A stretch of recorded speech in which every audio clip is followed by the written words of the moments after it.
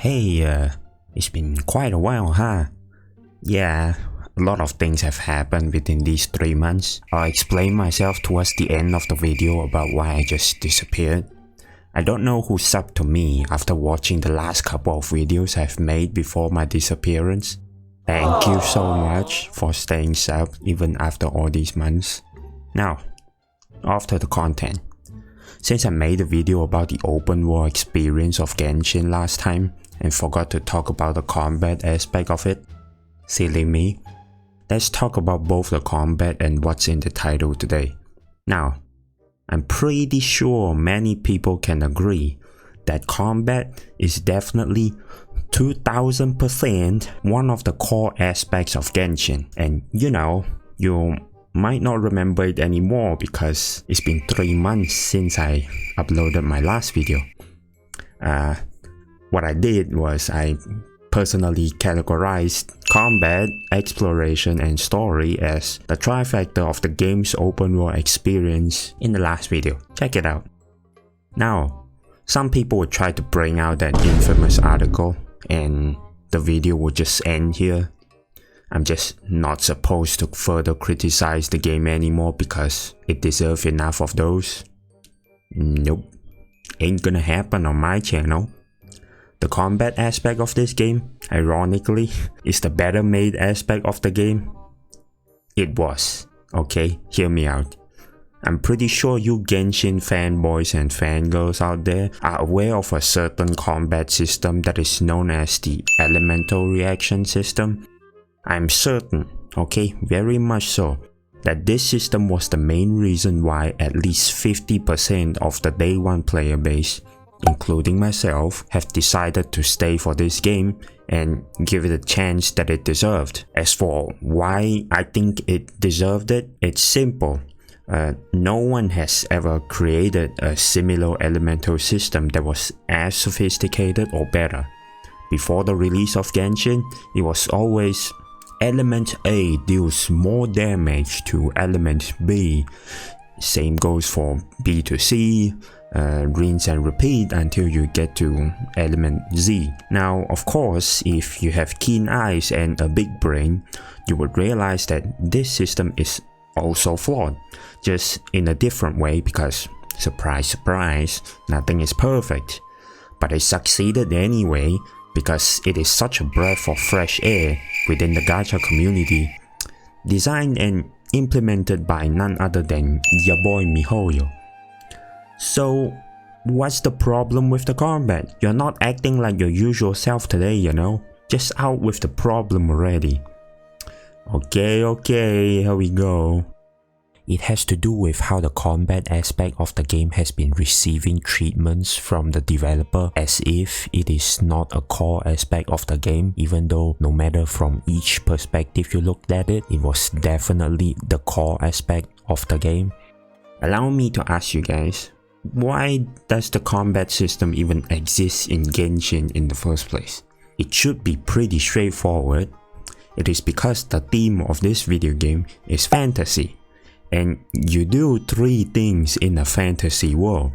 You experience a story in which you explore the world with either beautiful waifus or handsome husbandos, and you slay epic monsters with them. That's really it.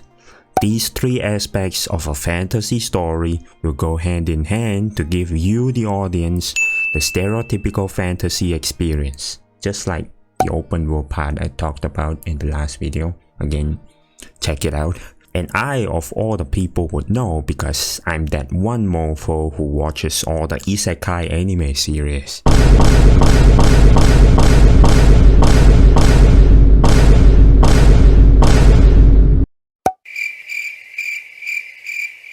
What the hell you say? The problem here is that these 3 aspects are not supposed to work the same way as they used to be in a purely storytelling setting because we are now playing a video game. The dynamics between them are simply different now, especially when you're playing an open world game of all types of games because you, as the player, is supposedly given a massive amount of freedom compared to other types of games to interact with the world as you play through it instead of watching the story, unfold itself from the all-knowing God's perspective. I know a lot of people say that the graphics and sounds of the game are amazing, therefore it is a AAA game and no one can say otherwise. But you see, you do not watch a video game, and moreover, you do not listen to a video game. Okay, you play a video game, my amigo. And no, I'm not backseating you on how to play video games. I am backseating you on how to speak English. Emotional damage! Anyway, ideally, all three types of content should be delivering the same quality of experience when you choose to play any or all of them. However, yes, you guessed it, in my humble opinion for Genshin, only the combat aspect of it even remotely delivered thanks to the novel elemental reaction system. The other two types of content are taking massive L's over time because although the lore is pretty decent, the storytelling is boring, it's not engaging, and the exploration is a one-time only thing. So you get bored of it after a while anyway, and you would simply start teleporting around instead of running to save time. And just when you thought the game is about to take a turn for the better 2 years in, Sumeru is gonna swoop in and save everything, and you happy, me happy, everybody happy. No.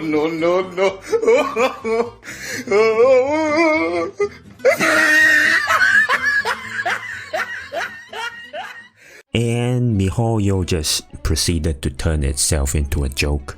Now, for the people who are saying that the game was never meant to be combat focused in the first place, you have to be joking to say that, because that has been and is in fact the main way the characters resolve major conflicts throughout the game ever since its prologue. You always had a boss fight at the end of every chapter to close it off, okay? The gameplay has always been combative by nature. Since the very beginning, the game has been labeled as an action RPG game, action role-playing gacha game, and combat is the only aspect of the game that has been extensively tiered and rewarded according to those different tiers because it is closely tied to the development and growth of the waifus and husbandos you control when you're playing the game, which you would eventually use to challenge the spiral base later on. By saying that you are no longer putting focus into either creating a new mode or improve the existing one for the endgame, and you would like to focus on artistically expressing yourself instead, you are saying that you have essentially peaked as a stereotypical open world fantasy action role-playing gacha game. God, that was a mouthful. And yes, I said stereotypical. You lost a twin sibling, so you set off a journey to look for your twin sibling. You learn some shit about the world, meet new people, form new nexus along the way as you save the world by taking down the villain so that you can meet your twin sibling again. Is there any other plotline in the entire observable universe that can be more stereotypically fantasy than this? Apart from the Chosen One versus Demon King shit. I know, at this point, you might question, why did I even play this game in the first place? It's because even if it is a stereotypically fantasy story, it is still very likable for a sucker like me if you can deliver superbly for all three categories of content. And not gonna lie, that was how I saw the game at its release. After all, it had that aura of potential to become big someday. However, not only the story and exploration aspects are tanking as years go by, you are now telling me that you are refusing to implement new endgame content because it will cause unnecessary FOMO. Therefore, you would like to put all the available resources and focus on artistic expressions instead. I know, you are going to mention how epic that mecha looked to you because it is a massive reference to Neon Genesis Evangelion and just the mecha genre in general. You're also going to say that the elite bosses and the weekly bosses will still be updated and therefore you can simply source your fun bossing time from those opponents instead. Well, for one, I can't be bothered to challenge any of these bosses if I'm not there to farm for the materials that they drop. Objectively speaking, most people, including me, put in effort to challenge bosses in RPGs for a very specific purpose. The rewards for beating them, or spending resins to obtain rewards for the elite bosses that can respawn continuously, and there's no set limit to how many times you can claim those rewards so long as you're spending them resins is, reasonable. Obtaining the rewards for beating the weekly bosses, however, also requires you to spend resin. I would have been more than happy to spend time to challenge all of the weekly bosses one by one every week if they do not require any resin at all. You would think that it's already a reasonable enough limit for being only able to claim the rewards once a week, especially when you have so many weekly bosses nowadays, and it's gonna increase as time goes, but oh well, MiHoYo disagrees. I'm a day one player, by the way. I played the game when obtaining the weekly bosses rewards required 60 resins per boss. MiHoYo's own design built the behavior in players like me to not touch them unless if I was a Leviathan who spends Primogems on mountains of resins and intertwined fates every day. Now, of course, some people challenge bosses for the glory of beating them as well, and that is a perfectly sound argument, so... Oh shit, here we go again. We are now involving the word fun. To be honest, fun is in fact a subjective thing, so I'm not going to touch it. You are you, and I am me. We are not the same.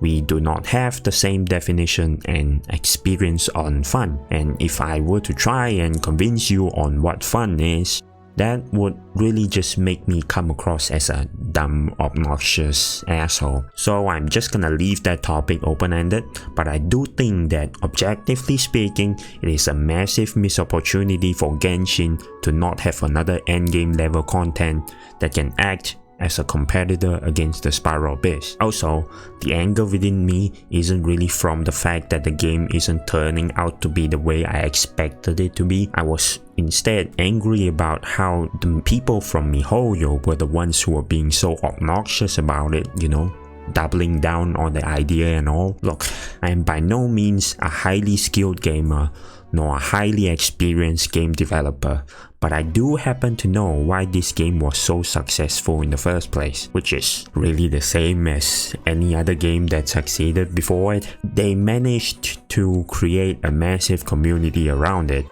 and naturally, a massive community of any kind will consist of people whom each has their own unique experience towards whatever the community was doing collectively. Playing Genshin, for example, in my opinion, developing all three aspects in a balanced manner is the way to go for the players to diversify their experiences when they play the game, as they can share their moments and strategies within the community. By choosing to essentially abandon one of these three aspects, you are now converging and streamlining the player's experience. Now, for sure, people can now find each other more relatable, because that's just what the millennials and Gen Zs do nowadays anyway. And you can now simultaneously earn massive amount of ching-ching with minimal amount of effort. But having people constantly agreeing with each other doesn't necessarily make the game more interesting and fun now, is it? And more importantly, you are creating an echo chamber instead, because everybody has that same half-assed experience. This is, in my humble opinion, deadly for an open world game of all types of video games, because having the same experience as everybody else is the last thing you would ever think about whenever you play through it. I went missing in the last 3 months because I took a bit too many subjects for my university this semester, so I had to take a break from YouTube, but the semester finally ended, so I'll start making some content again. I'm mainly still using Genshin as a case study for what you should and shouldn't do when you're designing an open world gacha game. Mostly the shouldn't part, because they got some of the basic things done pretty well, but like people have blown those up by quite a bit, so there's no point for me to acknowledge them at this point. If you're interested to hear more of my opinions on the game in the future, you know what to do. I'm Frameless Tano. You can just call me FT. I'll see you in the next video. Bye bye.